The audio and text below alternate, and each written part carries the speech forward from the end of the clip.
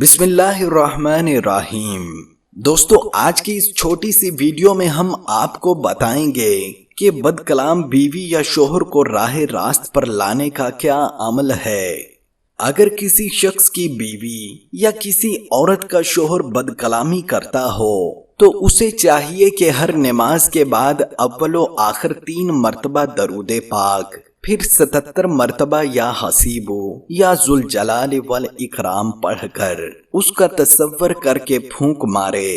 انشاءاللہ اس عمل کی برکت سے بیوی یا شوہر بد کلامی کرنا چھوڑ دیں گے۔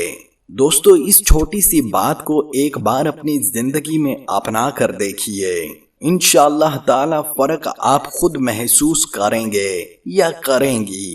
اگر آپ نے ہمارے چینل کو سبسکرائب نہیں کیا تو جاتے جاتے چینل کو سبسکرائب ضرور کرتے جائیے گا۔ شکریہ۔